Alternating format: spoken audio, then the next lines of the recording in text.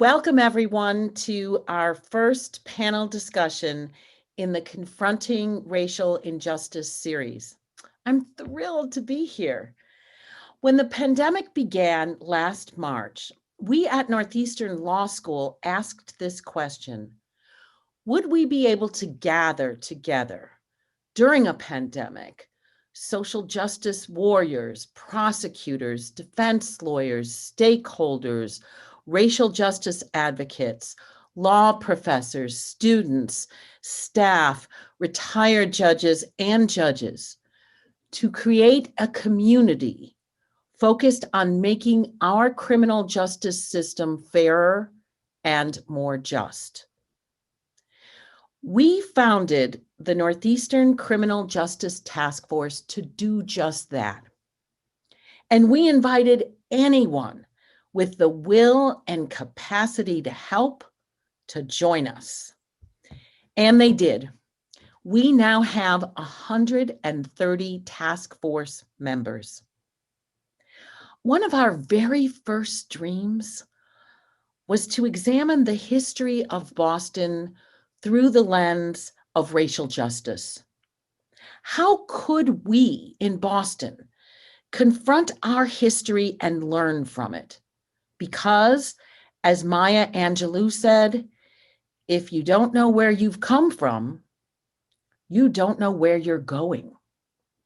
So we created a subgroup led by Barbara Berenson and Judge Barbara Dorch Okara to organize this effort.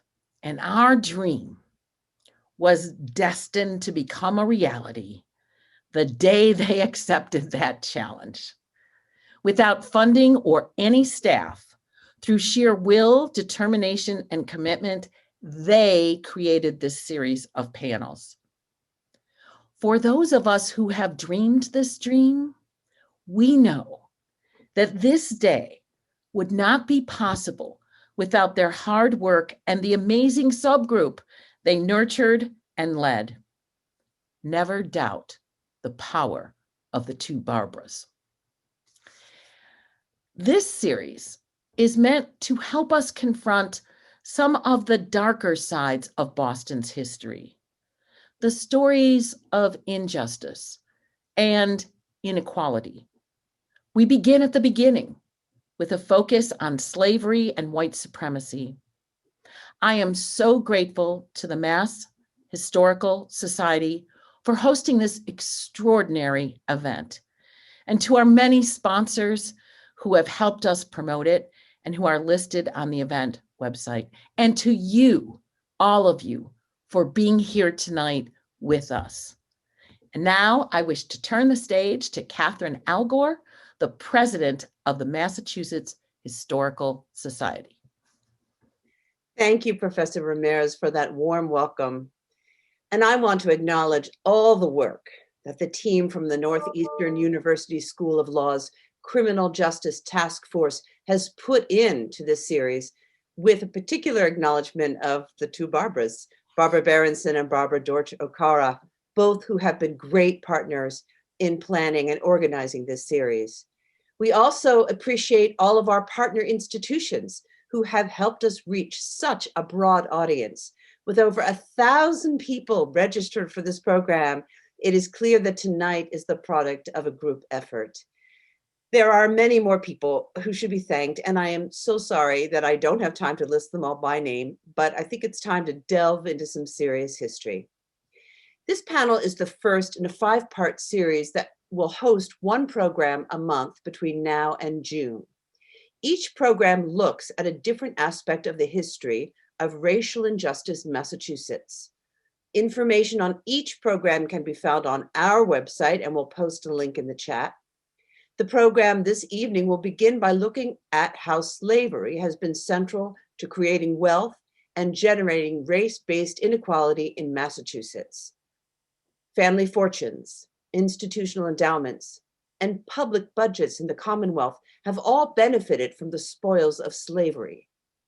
This panel discussion will pair academic and public historians to explore Massachusetts' connections to slavery, the wealth slavery created, and the poverty it created. And and examine how the legacies of slavery are reflected in the injustices that haunt Massachusetts today. We're going to be guided in this conversation by Professor Jared Ross Hardesty, who will moderate the panel. Dr. Hardesty is an associate professor of history at Western Washington University and a scholar of colonial America, the Atlantic world, and the histories of labor and slavery. He is the author of Unfreedom, Slavery and Dependence in 18th Century Boston, and Black Lives, Native Lands, White Worlds, A History of Slavery in New England. His current research project examines the murder of an 18th century Boston slave trader, smuggler, and chocolatier, and is entitled Mutiny on the Rising Sun, a tragic tale of smuggling, slavery, and chocolate. He is no stranger to the Society, having held a New England Regional Fellowship through the MHS, and he's participated in 2 of our seminars and 2 of our brown bag presentations. I am happy to welcome Dr. Hardesty back to the MHS and turn the program over to him to introduce the other panelists. Wow, thank you so much, Dr. Algor and Professor Ramirez for the introductions. Thank you to the Northeastern School of Law and the Massachusetts Historical Society for hosting us this evening. It's this afternoon for me. I'm in Washington, so I might get a little messed up on the time. And thank you all for attending. I'm watching the numbers creep up here and we're now up to nearly 600 people here with us this evening. It is an absolutely incredible turnout and a kickoff for the Criminal Justice Task Force's Confronting Racial Injustice series, and it speaks to the desire for this knowledge, the desire to learn more about Massachusetts and Boston's history of racial injustice and the legacies of it. Our program this evening is entitled Confronting Racial Injustice, Slavery, Wealth Creation, and Intergenerational Wealth. From the 17th century to the 21st, slavery has been central to creating wealth and generating race-based inequality in Massachusetts. Family fortunes, institutional endowments, and public budgets in the Commonwealth have all benefited from the spoils of slavery, as Dr. Algor mentioned. Many of the symbols that we associate with Massachusetts' wealth, cod, timber, ships, factories, were key to feeding, clothing, and provisioning enslaved people toiling on plantations across the Western Hemisphere. These connections to slavery emerged early, beginning in the 1630s, and did not disappear until the abolition of slavery in the Americas in the latter half of the 19th century. Even as Massachusetts became a center of the American abolitionist movement in the early 19th century, its textile mills were reliant upon slave-produced cotton from the American South. In short, Massachusetts sat at the center of and benefited from an international system of exploitation. Yet, slavery was not just an abstract business in early Massachusetts. Merchants and ship captains happily engaged in the slave trade to Africa and within the Americas, trafficking enslaved people across the hemisphere. White settlers were more than happy to enslave people locally, beginning with the region's indigenous population and continuing into the 18th century as the labor of enslaved Africans became central to a variety of industries across the colonies and the state. While slavery itself came to an end in Massachusetts following the American Revolution in the latter 18th century, the racial animus behind it lived on in deliberate policies of marginalization, segregation, and mass incarceration. This evening program is a conversation between an academic historian and a public historian, a conversation that explores Massachusetts' connections to slavery and the slave trade, the wealth and the poverty that slavery created and bequeathed, and how the legacies of slavery are reflected in injustices that haunt Massachusetts to this day. Before introducing our panelists, I would like to remind everyone that there will be a brief Q&A at the end of the program. Please feel free to submit your questions at any time throughout the program, and they're come to us to be answered later. We could not have two more qualified experts joining us this evening. I'm very excited for our two panelists this evening, and they are Elon Cook-Lee, who is a public historian, educator, and curator. She's trained hundreds of historic site and museum professionals across the country on interpretation theory, interpreting the history and legacy of slavery, and how to incorporate anti-oppression frameworks into museum work through her liberation heritage consulting business. For 3 years, she taught undergraduate courses that covered race in the institution of slavery, public history, restituting stolen art, repair work, and racial reconciliation at the Rhode Island School of Design, RISD. Currently, Elon is the Director of Interpretation and Education at the National Trust for Historic Preservation. There, she leads the Sites of Enslavement Working Group and is writing a guide for the interpretation of U.S. racial slavery. Our second panelist this evening is Dr. Nicole Maskiell, an assistant professor of history at the University of South Carolina and a specialist specializes in family slaveholding networks in Anglo-Dutch colonial America. Her current book manuscript, Bound by Bondage, Slavery and the Creation of a Northern Gentry, is under contract and forthcoming from Cornell University Press. Her book compares the ways that slavery shaped culture in the northeastern of what became the United States by examining the social and kinship networks that intertwined enslavers and those they enslaved. Welcome, Elon and Dr. Maskiell, to the conversation this evening. Thank you. I want to open with a big question, and from there we can move our conversation on. But my big question to kick us off this evening is, what does it mean to confront that a significant amount of Massachusetts's or New England's wealth derived from slavery? I have to say that when I first started on this journey, I was actually very surprised. I didn't really know, and this was years ago, I didn't really know that New England had anything to do with slavery except for being the kind of promised land, right? The place that people would run to and be sheltered from. Obviously now we know that it's much more complicated than that. But I think that one thing that was surprising for me in discovering that the names of all the places that were so familiar to me, I lived in the Cambridge and Belmont area for nearly 10 years, that all of these people were all slaveholders.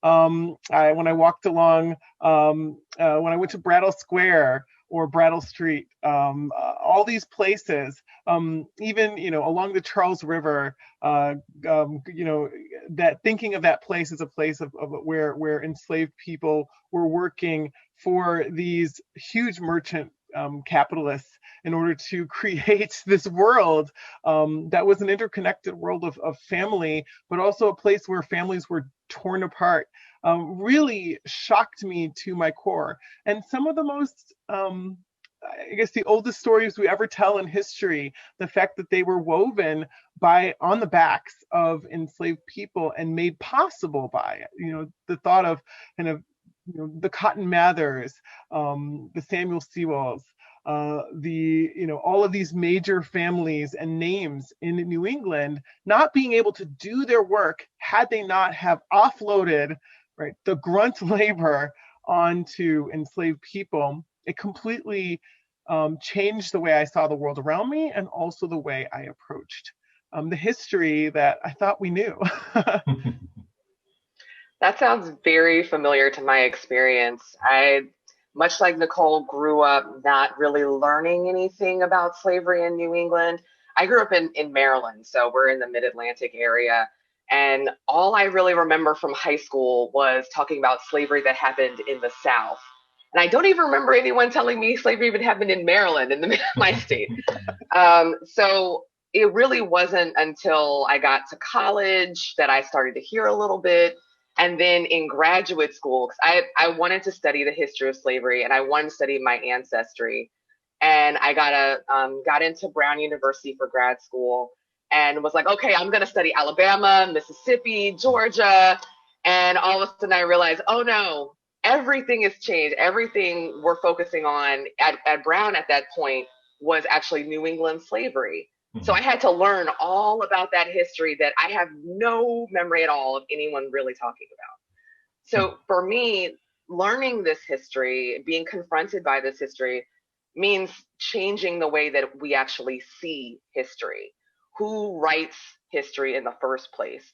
How do we look at primary source documents?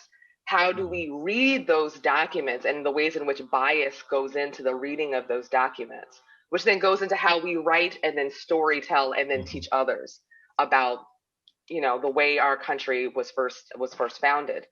So it's rethinking history. It's rethinking education and how teachers are trained and what they're teaching their students. It's rethinking how we see the landscape around us, the buildings, the street names, the monuments and memorials, the who gets to have a school named after them, all of that stuff. Suddenly, completely different understanding of those things.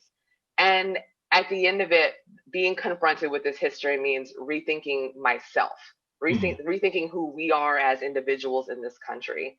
Because, if you've been here, if your family has been here more than a few generations, you've got some kind of connection to the history of slavery. And maybe not slavery in America, maybe slavery in the Caribbean, maybe slavery in Canada, maybe slavery in India. But we have all of these connections.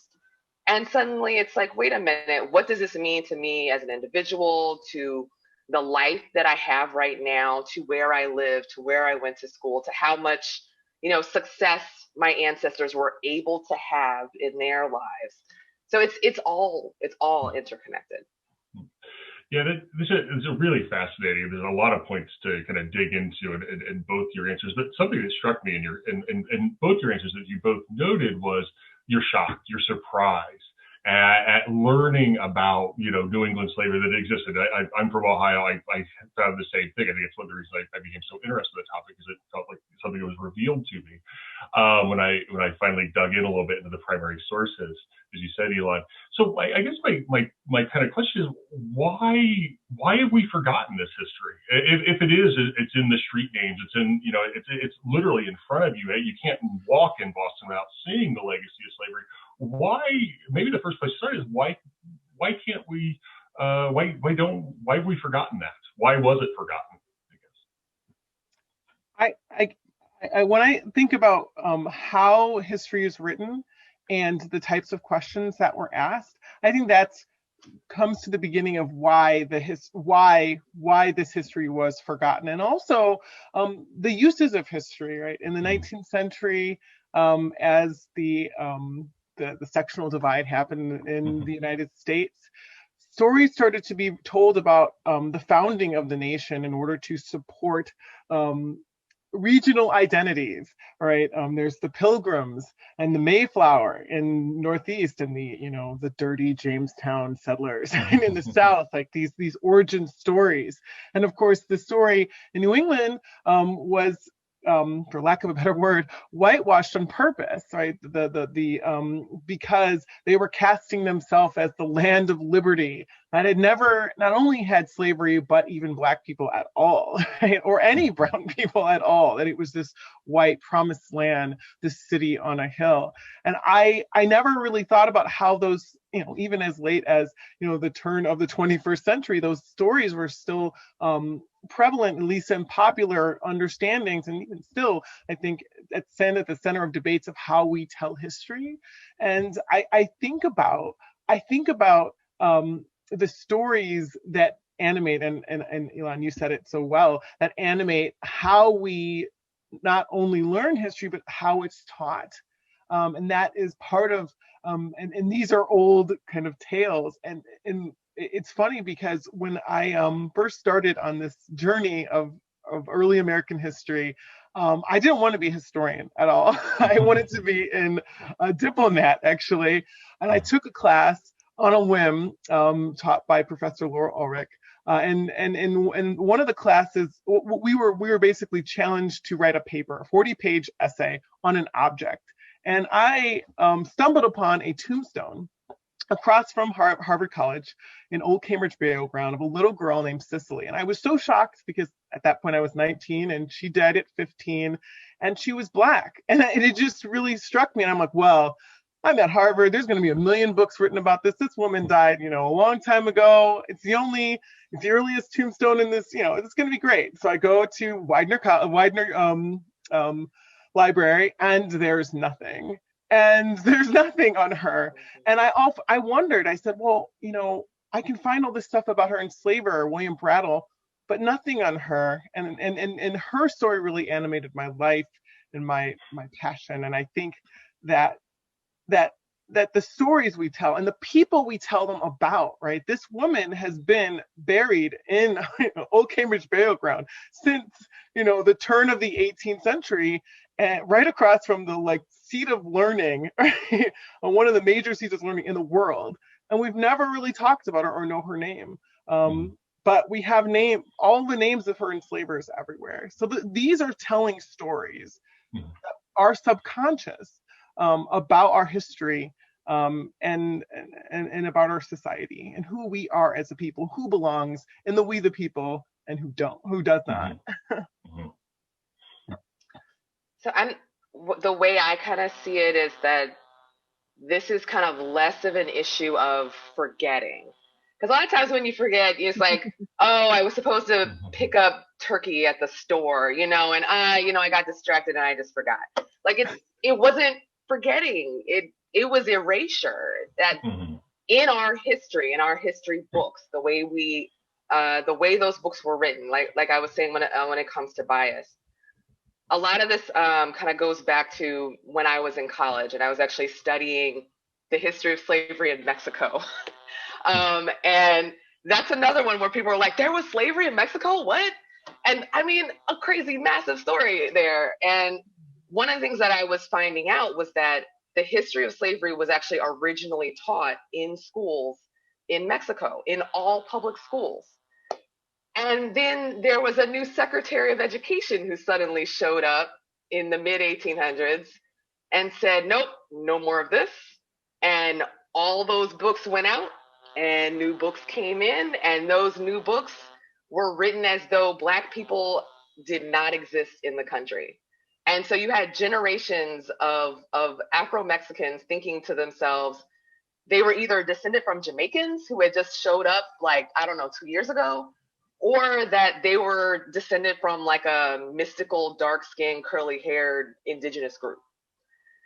When you erase that history, everyone ends up forgetting at one point or another. And you might have one or two people who can say, oh, no, that's not true. But if the majority of people, and especially if you're educated generation after generation after generation to see the world, to see the history in a particular way, then that one person who knows the truth is that crazy guy on the corner.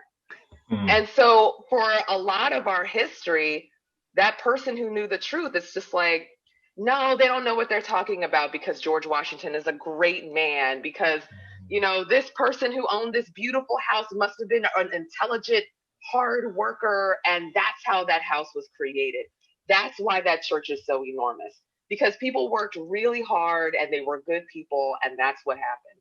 And it's like, no, the reality was they actually owned human beings. They bought and sold men, women, and lots of children, and for their own profit, and used that money to build those really nice houses. So, I mean, it's a lot of times when you're trying to figure out why something happened, you have to think about the question of who does it serve? Who gets to have their life and their lifestyle justified by seeing the world in a particular way? And people in power for much of our nation's history, it served them for us to not think about slavery, for us to not think about racial inequity, for us to not think about any of those things that makes a particular group of people really look bad in our nation's history. Yeah, so that was kind of where I was thinking. It strikes me as a very deliberate process. There were decisions made to what history to tell and what history not to tell, and in some ways it starts fairly innocuously, right? That it's about a sectional conflict, which wasn't innocuous with creates a civil war. But so essentially, are we just repeating 19th century propaganda? But there has been this sort of a tendency, especially among white New Englanders and white people in the United States in general, to forget, ignore, and confine. If it is told, it's generally confined, or it's made to be really quaint. Why is that, Elon? I know you're kind of getting to that in your last day. So why is there this tendency to just kind of forget it, move on, to confine it to we have one site, we might talk about it or something like that. So why is there this tendency to forget, I guess? I mean, in the research that I've done, it's been about setting a particular image of someone. So when it comes to our nation's schools and textbooks, a lot of the erasure happened when the United Daughters of the Confederacy really started jumping in and lobbying for changes in particular school systems when it comes to talking about history of the Civil War. There was also, demanding that certain professors, like if you had in some cases, you had like a New England college professor move down to like a Virginia college or something and is teaching the history of slavery, talking about race and African Americans and indigenous people.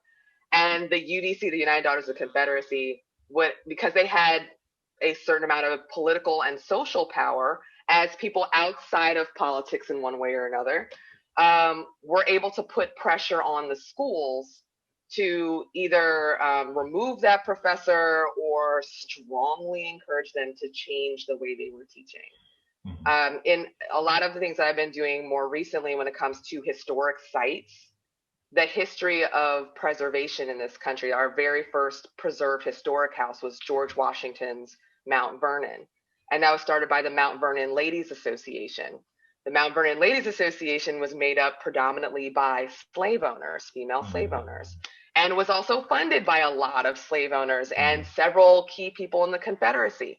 So they were really pushing to kind of recreate George Washington as a particular type of person who did good deeds, who was strong, who was determined, who was strategic, and anything that could be seen as negative that he did was kind of explained away or just, shoved off in a back corner somewhere as a thing we'll talk about later, moving on to the next thing.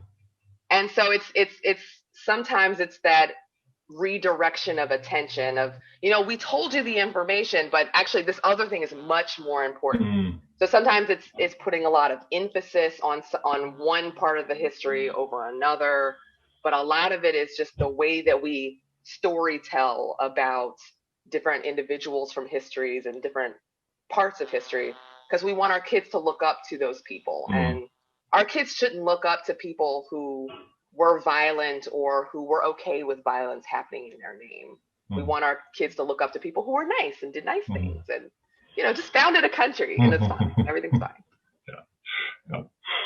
Yeah, that's and Nicole, I know you've done a lot of the research on this, and so because it is deliberate because the evidence is there. So what sort of evidence is out there that someone could just go and kind of find, say, evidence of the connections of slavery to the ownership of enslaved people? What's out there? Well, there really has been a renaissance in access that's happening now in terms of opening up the archives. And of course, the Mass Historical Society is a part of this renaissance, opening up access. You can find all sorts of information if you were interested in looking, account books, ledgers, but also diaries, things that are published, like the Diary of Samuel Sewall. You have Harvard's library archives are also open. And in these documents, a lot of times these documents have been read in a certain way for years. And so you might see them quoted or referenced, but then when you read the entire, the entire diary entry or the entire ledger people are talking about, where you read about a specific place in Boston, you'll see in the original documents, they list all the enslaved people who worked there. They'll list their names, the types of things they did, sometimes the ways that they died. They'll talk about a time that's not so distant from our own, contagion and of epidemic, and how these epidemics, if you know where to look at the newspapers of the time period, which is also many of them are becoming more accessible. You find stories of enslaved workers who were, put in harm's way and died in higher proportions to their population numbers. It's a story that is important to understand because of the roots of what we're going through now. Of course, our old roots, and there are things like it. But I think a lot of times people in the past thought you had to go to a place like Widener or to a library and sit down, and for a long time you did. But now there's so many resources online that you can just, if you're interested, in the history of slavery in New England, you can access so many resources. And some of them, if you're not interested in reading through a whole bunch of ledgers like me, you can go out your front door if you live in the area. And I know this is something Elon talks about a lot, kind of this public history, and you can do like I did, stumble upon a tombstone that's sat around for hundreds of years, or take a stroll down Tory Lane, the Longfellow House, check out the Cambridge adult education building, which was a brattle house where enslaved people lived. One woman was 100 years old. She spent a century enslaved to the brattles right there in that house. So all of these things, the history, and now, of course, with the things that we are able to get on the internet, you can kind of overlay these places with the stories of the past. Some of the stories are horrific. Like the story of Phyllis that you talk about in your book, Jared, and how she was burned at the stake right on Linnaean Street, right down the street from Harvard, so the smoke could be seen from the yard. These different things, and all of these stories, which used to be hidden behind closed doors in the archives, which of course is a part of the conversation as well. How access to these stories makes these types of histories come out more. But as a historian, I think about how access and democratizing the archives and democratizing access is so central to making these stories come alive, that were hidden in plain sight, but are being rediscovered, largely in light of the things that are happening today, right? The people who are being brutalized because of the legacies and continued the continued legacies of this history of oppression and racialized violence. Yeah, that's a really, because it kind of leaves the next question I want to ask is, there's this kind of historical amnesia, and it's deliberate despite this preponderance of evidence that's there, as you described, Nicole. And so how is this process of forgetting, this kind of historical amnesia, contributed to and perpetuated racial inequality? So it's not just that that we've kind of forgotten this history, but does it have a connection to kind of the legacies of and to contemporary racial injustice? Yeah, I mean, when you frame the conversations about things like reparations as, I'm going to say this in the bluntest way, lazy people who are just having a handout for free money, when you don't realize that the entire conversation started in the 17th and 18th centuries with enslavers who were trying to argue for reparation for the loss, and they received, by the way, monetary reparation for the loss of their enslaved people, which they then used to reinvest into slaving voyages, into endowing chairs at Yale and Harvard. The wonderful work done by Craig Wilder, looking at the roots of the higher education system. You realize that the way that we frame the people who say these things are all about race, right? Black and brown people who ask for reparations are lazy. And these are the same types of language, if you look at the old documents, that they use to describe people of color, to describe why it's okay to discriminate, why it was okay to enslave. Lazy and slow, all of these things that the language we use today are inheritances from the past, very much direct inheritance from the past.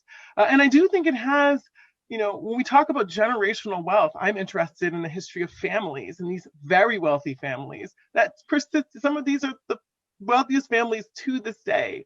And they got that wealth from centuries of investment income derived off the bodies and the broken families of enslaved people. My own family has been in the United States since 1619, we've recently discovered. And, in 400 years, because our side of the family was not, we were related to the enslavers, but, we were Black, we had not received, and this isn't a discussion of, I need money from an enslavement that happened centuries ago, but rather the continued injustice of the foundation of our monetary and social systems in this country, and that its foundation, sadly enough, is enslavement, and it is bondage. The unfree, as you put in your book, labor of so many hundreds and of thousands, millions of people, forgotten, but obviously still being exploited, and still making money for the institutions that enslaved them. Yeah. So I am completely echoing everything Nicole just said. I feel like sometimes this question is kind of about, like, what's the purpose of history? And I think for a long time, the purpose of history is to make Americans feel really good about America. But I think the purpose of history should really be to make the present make sense.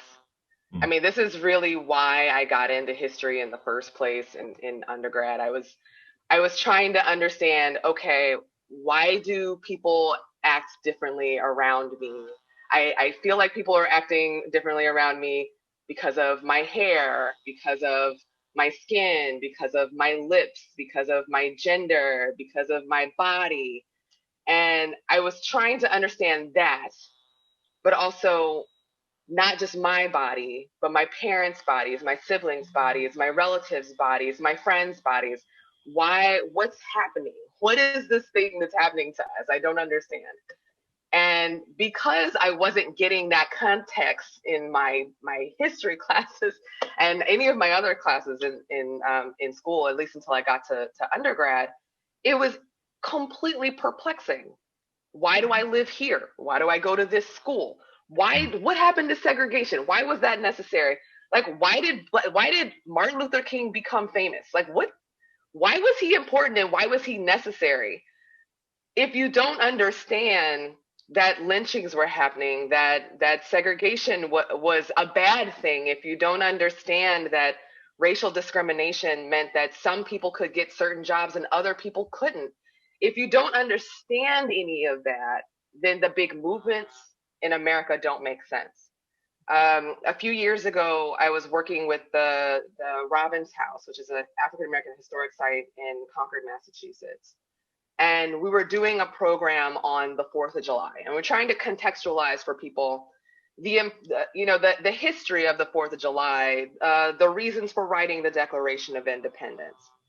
And I started realizing I had just read the Declaration of Independence for the first time as part of that job, and realizing there were direct parallels between the demands of the Declaration and the demands of the March on Washington. And the demands of the Black Lives Matter movement. And it was just like, whoa, hold on, wait a minute. And so we, as part of our 4th of July program every year, we put all of those things into conversation with each other. And suddenly members of the public who came to us and were saying, I don't understand Black Lives Matter movement. What are Black people so angry about? Why are they burning things? Why are they protesting in the streets? What's going on? All of a sudden they were like, oh, wait, so that's connected to slavery. Oh, so that's an inequality happens. Oh, and racial segregation. oh, where's my Black Lives Matter t-shirt? It was like all of a sudden people were suddenly getting it. And for so many of us, you know, born and raised in America, going through American school system, we get these big moments in history, but they're not contextualized in a way so that we can understand what's going on now in our lives, how all of that connects, why it impacts us. And so once you start helping people build a full picture of the history, then all of a sudden their lives make so much more sense. And a lot of them change their behavior and vote differently.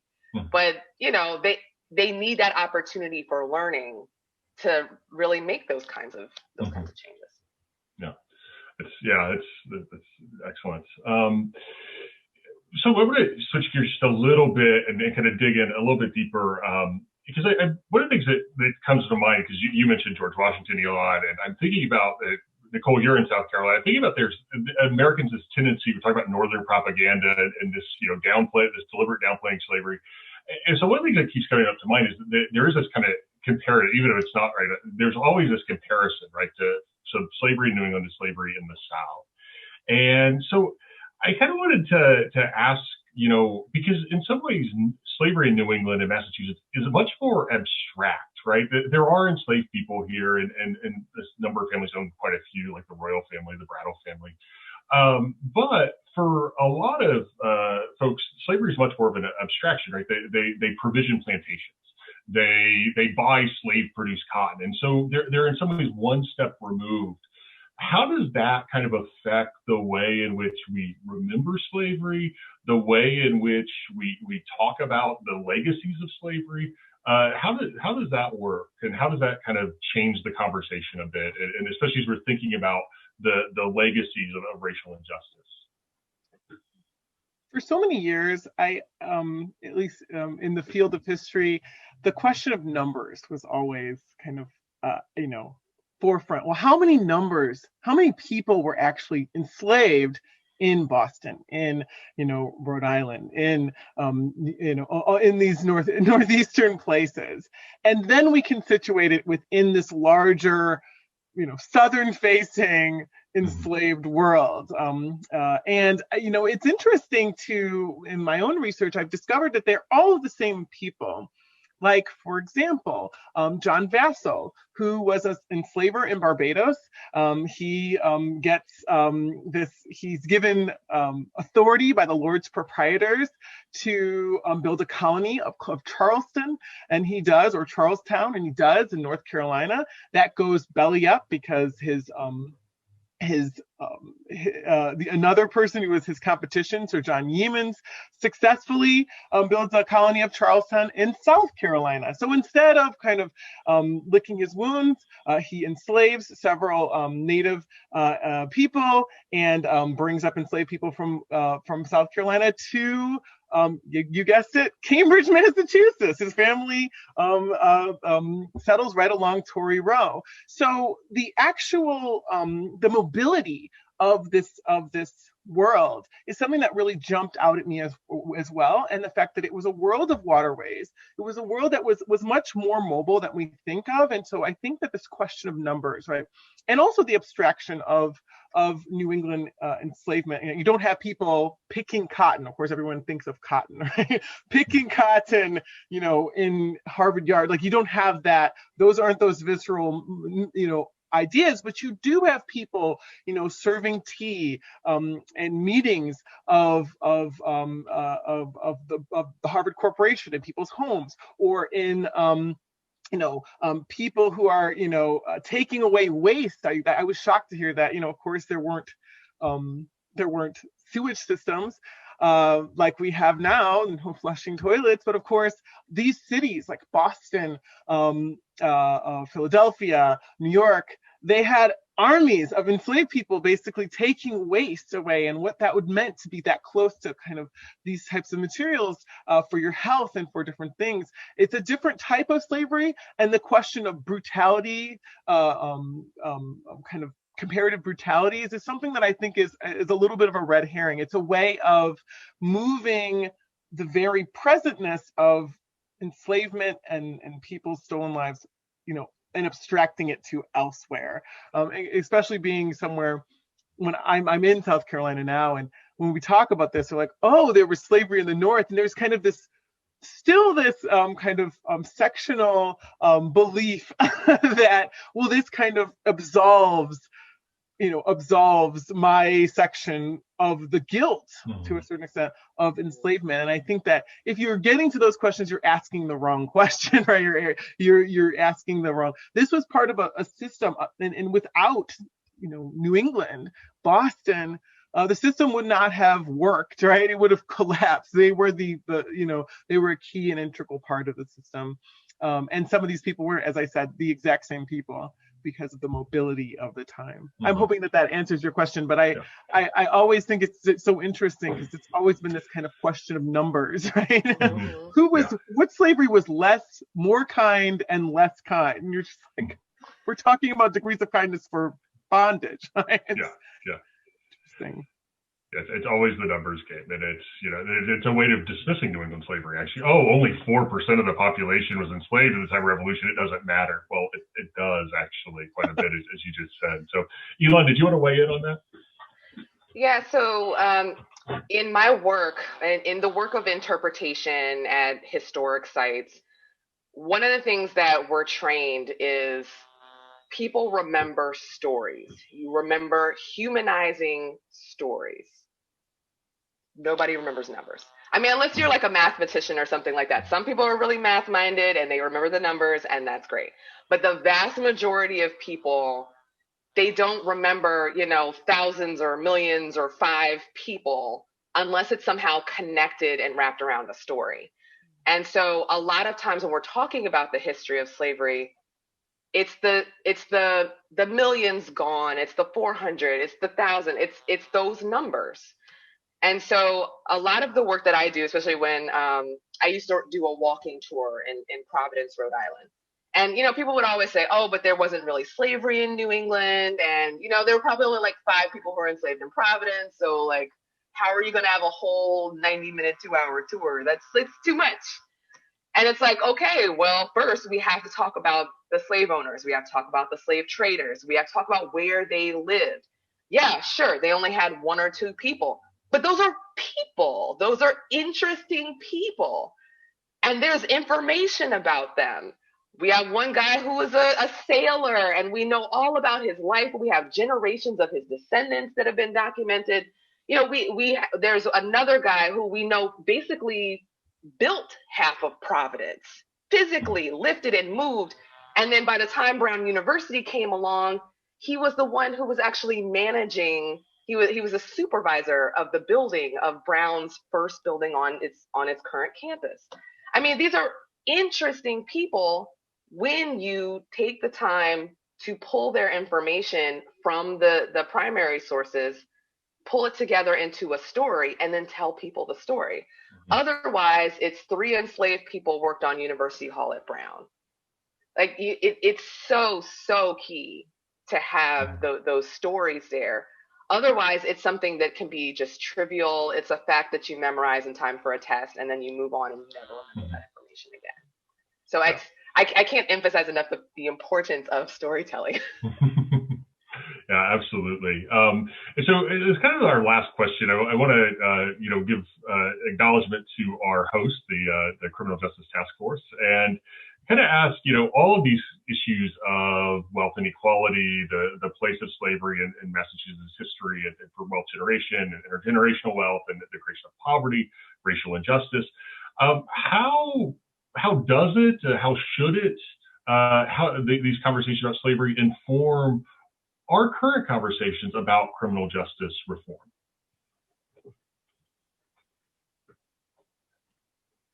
I mean, I'll say that a lot of it is making sure that, our officers are better educated from the very beginning. I argue from kindergarten, not necessarily from training school, but the more information people have, the more that does help to break down some of the stereotypes that are in people's minds. There's always the issue of institutional racism and inequality. And the fact that even if you're not going to educate people more, the actual law enforcement officers, then you have to make sure that you're building policies into place that take into account the history, not just the history of policing, but the history of the community, the people who live in the community, the various immigrant groups who have come over the hundreds of years of whenever. It's important to have all of that information at hand when building, or in a lot of cases, rebuilding the policies that are in place. I mean, if you don't have that history there, then you're just going to keep going with a lot of the same stuff, or you won't even know that you've had problems and be able to see that. I have to agree with that, and I wanted to kind of take on this one point that you made in your last comment about the stories that we tell. So much of, at least when I was living in Boston, so much of the stories of the spaces like you talk about are not stories that are linked to enslavement. You go to, the Boston Common, right? And, you're walking along beautiful, gardens, and you see Park Street Church, and you're not thinking about enslaved people getting executed on the Common or burned at the stake. But if we did think about it, if these were the first things we thought about, just like we think about the Salem witch trials, right? This has the power to change the way that people think about justice and the roots of justice. So it becomes a knee-jerk, like, okay, is this people still say, is this a witch hunt? And of course they are evoking the witch trials in New England, but of course we have a much longer and richer history, horrific history of surveillance, community surveillance, of brutalities against Black and Brown people. And it's the history that once, like you said, once we tell the stories, once these stories have names, we'll have the ability hundreds of years to now to be in the marrow of our bones, the same way these other stories that are being told are in the marrow of the bones, and have the power to transform society on a visceral level. And I hope that I'm excited to be part of changing the narrative of this time period and of these places and of these people. Mm-hmm. Absolutely. And thank you both. Before we go to the Q&A, your last comment about stories, and it reminded me when I was going through the colonial town records in Boston in the 18th century, there's a night watch created in the 1760s. There's some concerns about theft and fires. And so the town creates a night watch, and almost immediately, about 30% of the people they're interrogating, it you see in their reports, are of African descent. I mean, it's 10% of the town's population. It's just disproportionate from the moment any sort of police force is created. It is disproportionately aimed at people of color.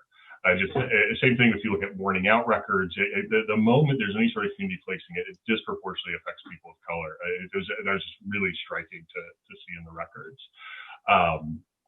So we're going to take a few questions from the audience. There's quite a few popping up.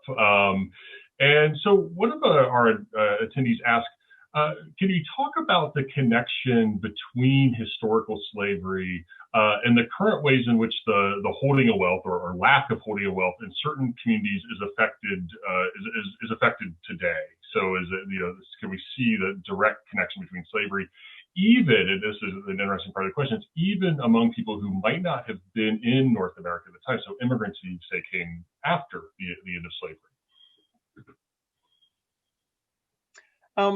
I can kind of try to tackle this question. As somebody who lived in Belmont and Cambridge and some of these very high rent neighborhoods, many of these neighborhoods have always been high rent, and they are that way because of their connection to these slave traders and to these slaving families. Take Harvard Square, for example.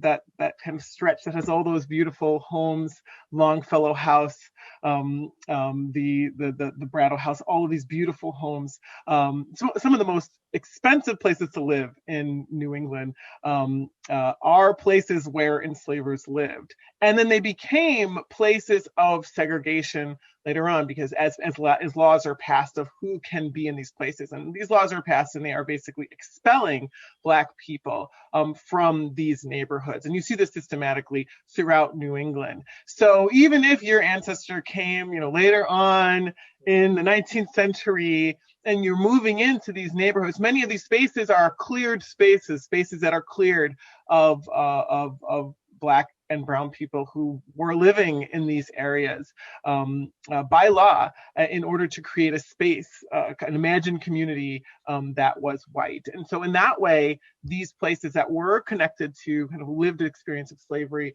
even today, that are very kind of out of reach for people of African descent. Also, and I think you were talking about being in these spaces today as a Black person, there is surveillance. Like, you're not supposed to be here, right? You're not supposed, what are you doing here? Being followed around and thrown out of stores while researching. These are things that are vestiges of these spaces' connection to enslavement and then later on to segregation. But I think Elon is really the expert in this. I'm gonna defer to her talking about these types of things. I mean, I guess when I get this question, I usually think of, as an example, Nicole, you were just talking about the different spaces, the communities, the neighborhoods. So in Providence, Rhode Island, so that's where I lived for 8 years until recently, looking at the housing segregation maps. So after slavery ends in Rhode Island at the end of the 1700s, basically all of the Black community, the formerly enslaved people, are being sequestered into a handful of very small little neighborhoods that are around the big wealthy neighborhood of College Hill, where like Brown University and University are. And so during this period, slavery is over, but we've got serious housing segregation because enslaved Black people, other than a handful of one or two here and there, are basically not allowed to live on the Hill. Not only are they not allowed, even if they really could, most of them cannot afford it, even if they want to.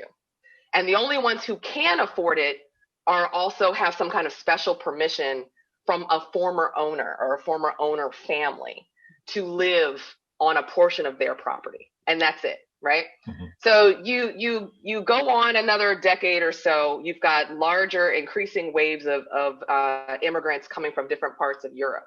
So a lot of Portuguese coming in, especially. They initially move into those Black communities because those are the only places they're allowed to go because they're immigrants. They're not really white yet. And then within a couple more generations, that community starts spreading out, and you start seeing the Portuguese. You start seeing there's like handfuls of like other smaller immigrant groups. There's Irish groups who are then like moving out to other communities and creating other little settlements. And so once you hit the 1950s and 60s, you can see in the housing segregation maps, those redlining maps, you can actually see the former Black community that used to be a lot more racially mixed is now just Black people, or like just Black and African and indigenous folks. And then you can see the Portuguese folks who used to live in there. You can see they've moved here, they've moved over there. So as people get folded into, one American racial category or another, then where they get to live change, the kinds of jobs they can have changes. So, I mean, you cannot separate race in America from slavery in America. It's not possible. They were formed together here in this country. So whether you showed up on the Mayflower or you came in the 1800s, you showed up off a plane somehow in the middle of the pandemic yesterday, you are still going to be seriously impacted by American racial ideologies. Mm-hmm. And it doesn't matter who you think you are. It really matters what Americans think you are, or what people in power in America think you are.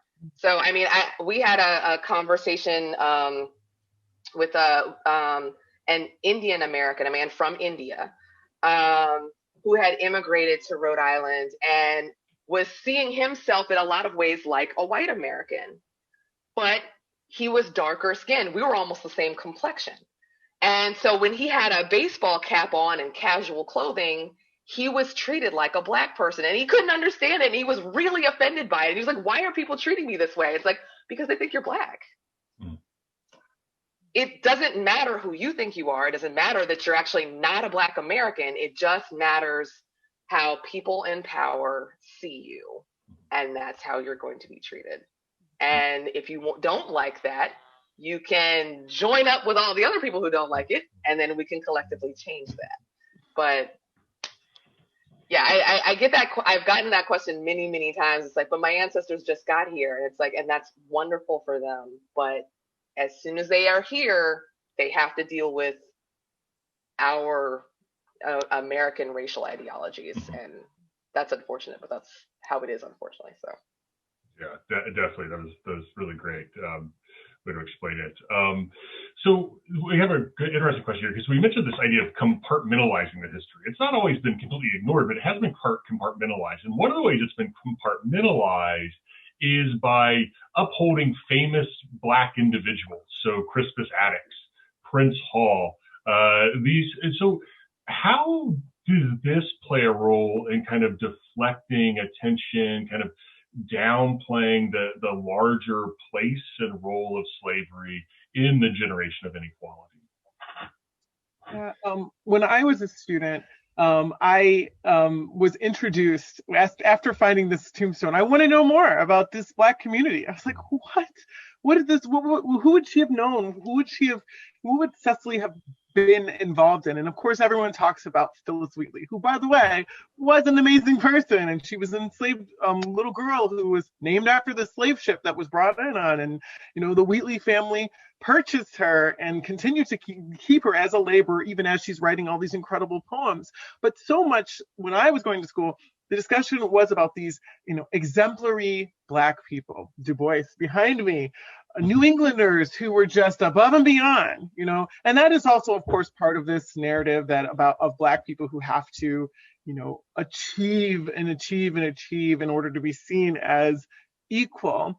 But I think there's also a more nefarious, you know, issue, part of this imagining of these Black people, these exemplary Black people somehow living in these communities as exemplars, and the other Black people either not being in the community or all being, you know, all having negative associations given to them. For example, Phyllis Wheatley, up until recently, it's great work done by Vincent Coretta to kind of bring her husband's life back into three dimensions, was seen as being married to this kind of guy who was this you know, layabout, who was the reason that she died in poverty, this Black man who was improvident, who couldn't keep a job, right?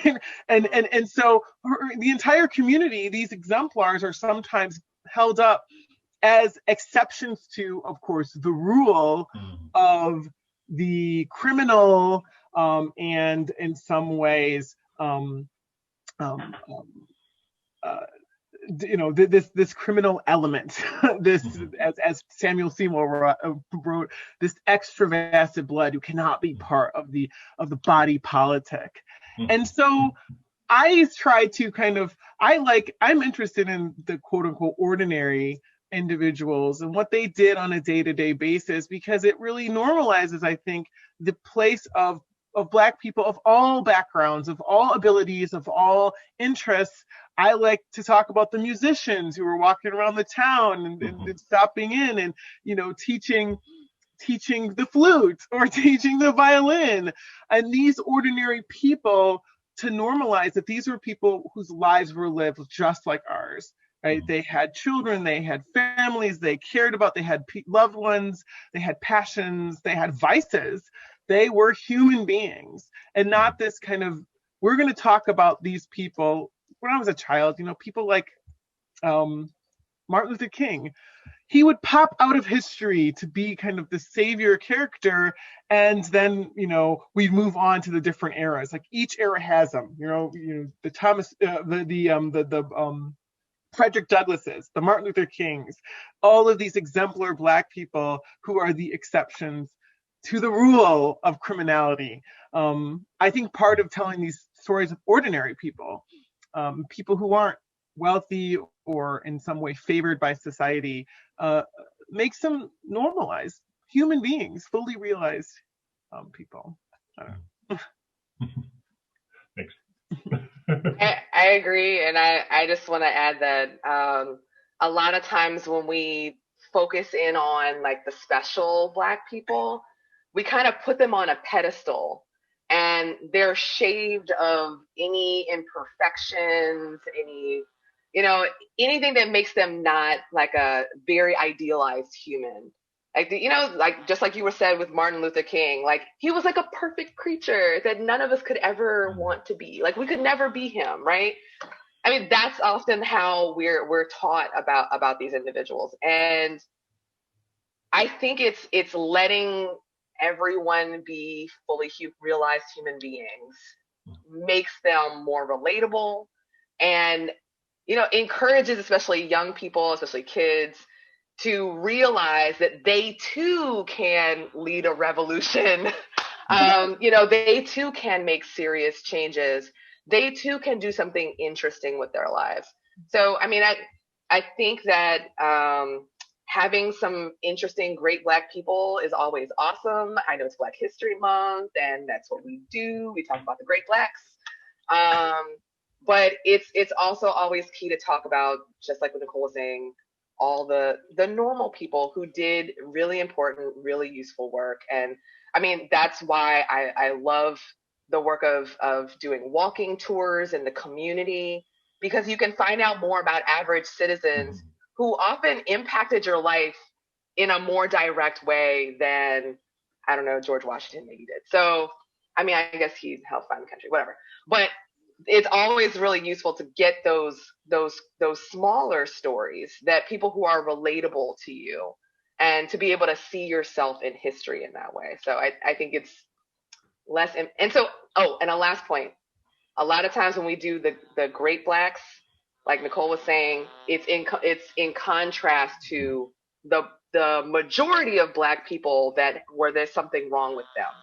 They live in poverty, they're in jail, they are on drugs. I mean, I had someone from another country come up to me and ask me that question, like, why are all Black people in jail and on drugs except for Martin Luther King? And it's like, what kind of question is that?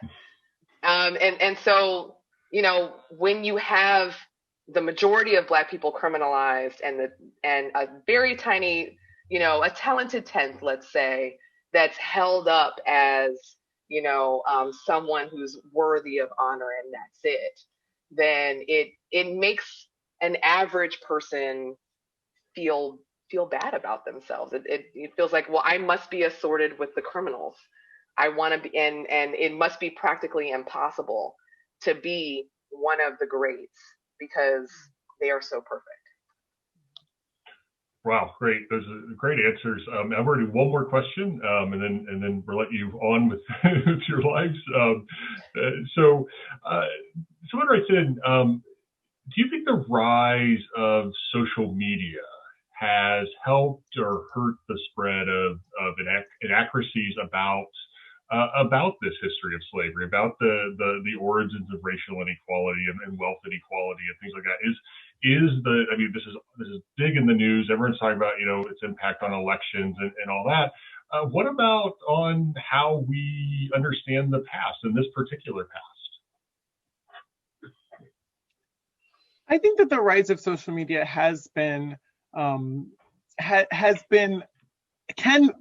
I think it's a powerful tool to getting information out and to creating networks. And of course, networks are something that I'm interested in the early period, but also in our own period, about sharing, certainly among historians, and getting kind of sometimes we can be very much in our closets, in our rooms, doing our work, but getting that work out to people who are really interested in it, that people aren't not knowing this stuff because they're like, I don't want to know, but just because they don't know. So I think in that way, it has been a force for good, and increased knowledge in society. But I do think that there is a danger I've seen, of course, even in my own family network, of people getting bad information. And it's so easy to twist narratives. That is, of course, the danger. Twist narratives, twist stories to fit your own narrative. And I see a lot of that happening now. And we do see the stakes, right? The stakes couldn't be any higher than they couldn't possibly be any higher. Getting the most accurate information out is so crucial because, and I have seen this, as a professor down in communities that are wrestling over kind of whether or not to implement standards in schools. It becomes a cultural fight, right? You start to say this type of history is the type of history I am associated with because of my political background. And I like to tell people, I don't go into the archives wanting to find lots and lots of stories about how Black people were treated and treated terribly and marginalized. I am an American just like everyone else. I grew up with the USA in the time period. Right? We all grew up with that. And even as a Black woman, I want to see the people in the past doing good things, because of course that is also our shared history, our country. But unfortunately, that is not the true story. And being able to face the true story and recognizing your own connection to the narratives of triumphalism is something that I think everyone has to face in the society, and we all have to guard against inaccuracies and the power of persuasion on social media can become overpowering. So just keeping that in mind and maybe placing some things in place to keep accuracy up and keep inaccuracy down is, I think, going to be the challenge for the 21st century. And I'm interested to see the next generation and us as well tackle that challenge of information equality and accuracy. I couldn't agree more. The only thing I would add is that there is just social media in some ways helps balance power between the citizen and journalists and especially our big media outlets. And so if you understand how to see through a lot of the propaganda and misinformation that is out there, then there is a lot of really just outstanding work being done by people in social media.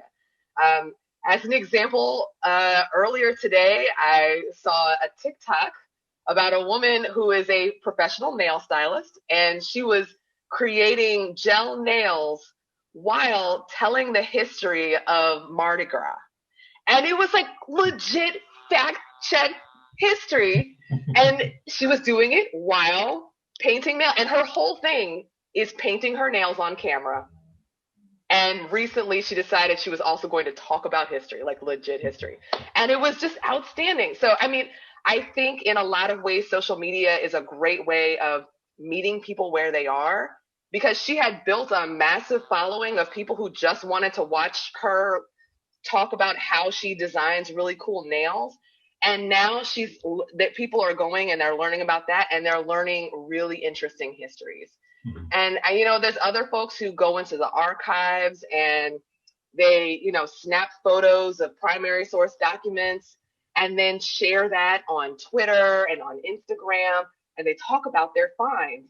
So it's like, people started off doing like a haul video on YouTube and talking about all the stuff they bought at, the local H&M or whatever. And now they're doing archive hauls. Like, let me tell you about all the documents I found while I was at the local library.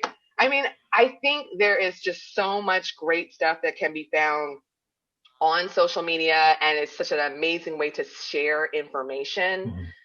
It can also be a place for misinformation. But I mean, I think as long as there's like a balance there and people are continuously being taught and encouraged to see through the misinformation, then it's an excellent tool for education. Excellent. Well, thank you both, Dr. Maskiell, Elon. This is a wonderful program, enlightening, and I really appreciate it.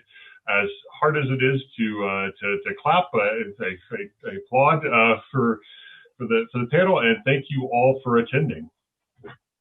Thank you. I think we've got the program off to a great start. Thank you so much, and we'll see you at the next one. Bye-bye.